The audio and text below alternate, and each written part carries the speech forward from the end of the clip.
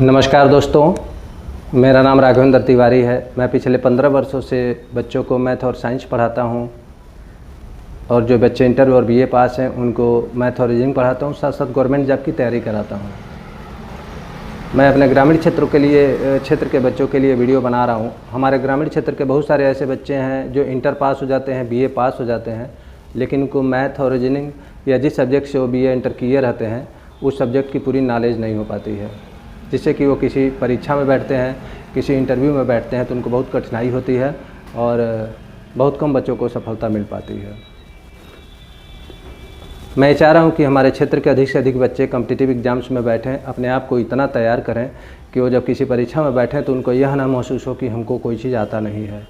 इसके लिए मैंने कुछ कोशिश शुरू किया हुआ है। मैं पिछले 15 वर्षों से कोचिंग इंस्टीट्यूट चलाता हूँ, जिसमें काफ़ी बच्चे सेलेक्ट भी हुए हैं, एसएसबी में, यूपीपी में, आर्मी में। लेकिन मैं चाह रहा हूँ कि ढेर सारे बच्चे सेलेक्ट हों, जिससे कि हमारे क्षेत्र का नाम रोशन करें। और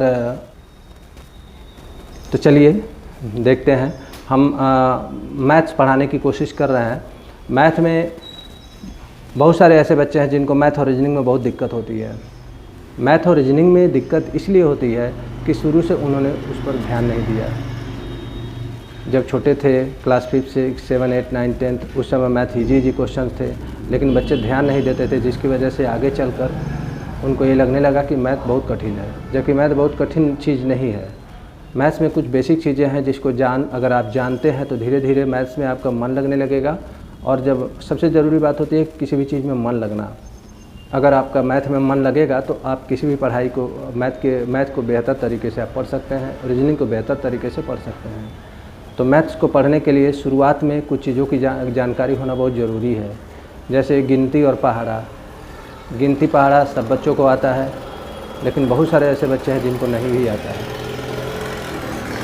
तो मैं चाह रहा हूँ कि अगर आप सचमुच में पढ़ना चाहते हैं तो सबसे पहले अपने आप को देखिए कि आपको गिनती आता है कि नहीं आता है, पहाड़ा आता है कि नहीं आता है, कितने तरह की संख्याएँ होती हैं, अंक कितने होते हैं, उन संख्याओं के प्रकार कौन कौन से होते हैं और उन संख्याओं के प्रगुण कौन कौन से होते हैं। पहले इन सब चीज़ों का ज्ञान रखना बहुत ज़रूरी है।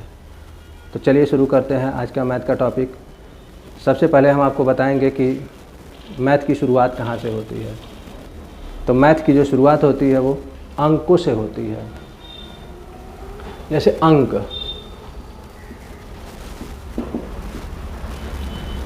जिस प्रकार से हिंदी वर्णमाला में 52 अक्षर पढ़ते हैं और 52 अक्षरों से मिलकर ढेर सारे शब्द बनते हैं, जिस प्रकार अंग्रेजी वर्णमाला में आप 26 लेटर्स पढ़ते हैं और 26 लेटर से मिलकर ढेर सारे वर्ड बनते हैं, उसी प्रकार से गणित में हम शुरू करते हैं तो गणित में अंक 10 होते हैं।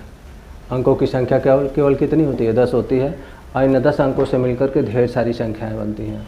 तो सबसे पहले अंक जानेंगे कौन कौन से होते हैं। 1, 2, 3, 4, 5, 6, 7, 8, 9 और 0, ये अंक होते हैं। संख्याएं कौन कौन सी होती हैं? तो इन्हीं अंकों से मिलकर के क्या बनती हैं? संख्याएं बनती हैं। जैसे कहाँ से शुरू होती हैं? 1, 2, 3, 4, कहाँ तक? 9, फिर 10, फिर 11, कहाँ तक? 99, फिर 100, 101, कहाँ तक? 999, फिर 1000। इस तरह से करके ढेर सारी संख्याएँ होती हैं। तो संख्याएँ कितनी होती हैं? संख्याएँ तो अनंत होती हैं, 1 से शुरू होती हैं। संख्याएं 1 से शुरू होती हैं, अनंत तक होती हैं, कोई भी अंतिम संख्या नहीं होती है। अब 1 से लेकर के 9 तक जो देखिए 1 अंक की संख्या है। 10 से लेकर के 99 तक 2 अंकों की संख्या है। 100 से लेकर के 999 तक 3 अंकों की संख्या है। इस तरह से करके 1000 से लेकर के 9999 तक 4 अंकों की संख्या है और ऐसे करके बढ़ती जाती हैं। तो यह भी आपको जानना जरूरी है कि 1 अंक की संख्याएँ कितनी होती हैं, 1 अंक की बड़ी से बड़ी संख्या कौन सी होती है, 1 अंक की छोटी से छोटी संख्या कौन सी होती है। ये सब चीज़ों को जानना जरूरी है। जैसे 1 अंक की छोटी से छोटी संख्या क्या होती है? 1। 1 अंक की बड़ी से बड़ी संख्या क्या होती है? 9। और 1 अंकों की कुल संख्या क्या होती है? 9 ही होती है।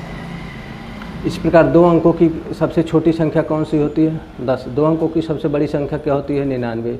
और 2 अंकों की कुल संख्याएँ कितनी होती हैं? अगर जोड़ेंगे तो देखेंगे तो टोटल 90 होती हैं, क्योंकि टोटल 99 में से 1 अंकों की संख्याओं को घटा दीजिए तो 90 हो जाएगी। इसी तरह से 3 अंकों की सबसे छोटी संख्या क्या होती है? 100। 3 अंकों की सबसे बड़ी संख्या क्या होती है? 999। और 3 अंकों की कुल संख्या निकालना होगा तो 999 में से 99 को 2 अंकों की कुल संख्याओं को घटा दीजिए तो कितना हो जाएगा? 900। यानी इस तरह से करके हम एक पैटर्न बना देते हैं। 1 अंक की सबसे बड़ी संख्या छोटी संख्या 1 अंक, 2 अंकों की सबसे छोटी संख्या 10, 3 अंकों की सबसे छोटी संख्या 100। अब इतने से देख करके, अब इसको देखना नहीं पड़ेगा, इतने से देख करके बता सकते हैं 4 अंकों की सबसे छोटी संख्या 1000, 4 अंकों की सबसे बड़ी से बड़ी संख्या 9999 और 4 अंकों की कुल संख्या हो जाएंगी 900। तो इस पैटर्न को अगर आप जान लेंगे तो आगे बहुत काम आएगा आपको। चलिए, इन संख्याओं को कहते हैं प्राकृतिक संख्याएं। प्राकृतिक संख्याएं यानी जो संख्याएं 1 से शुरू होती हैं और अनंत तक जाती हैं उनको प्राकृतिक संख्याएं कहते हैं। तो याद रखिएगा, प्राकृतिक संख्याएं नेचुरल नंबर्स। जिस प्रकार से हम हिंदी वर्णमाला को कई सारे भागों में बांट देते हैं, जैसे उसमें स्वर होते हैं, व्यंजन होते हैं, अयोगवाह होते हैं, व्यंजन भी कई प्रकार के होते हैं, वही अक्षर होते हैं, उन्हीं अक्षर को कुछ अलग अलग नाम दे दिया जाता है। ठीक उसी प्रकार से संख्याओं में भी अलग अलग नाम होते हैं, उनको हमको पता करना होता है कि कौन सी संख्याएं क्या होती हैं। ठीक है, जैसे कहने का मतलब यह है कि प्राकृतिक संख्याएं के बाद से आता है पूर्ण संख्याएं। पूर्ण संख्याएं कौन सी होती हैं? पूर्ण संख्याएं देखिए, अब कोई ज़्यादा अंतर नहीं होता है। पूर्ण संख्याएं 0 से शुरू होती हैं, बस 0 लगा देंगे और बाकी यही सब लिख देंगे तो ये सब क्या हो जाती हैं? पूर्ण संख्या हो जाती हैं। तो आपको प्राकृतिक और पूर्ण में क्या अंतर आया? केवल 0 का अंतर दिखाई दे रहा है। यानी 0 को अगर छोड़ दिया जाए तो जितनी पूर्ण संख्याएं हैं वो सभी प्राकृतिक संख्याएं भी हैं। यानी अगर हम 1 को कहें पूर्ण संख्या है कि प्राकृतिक संख्या है तो दोनों है, 2 दोनों है, 3 दोनों है, यह सब संख्याएं पूर्ण और प्राकृतिक दोनों हैं।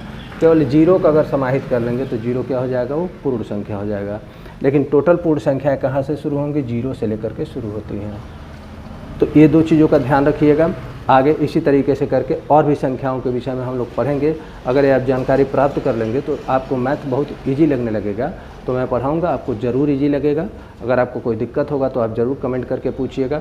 आप कॉल करके भी पूछ सकते हैं। अगर कहीं भी कोई दिक्कत होगी तो मैं बताने के लिए सदैव तत्पर हूँ।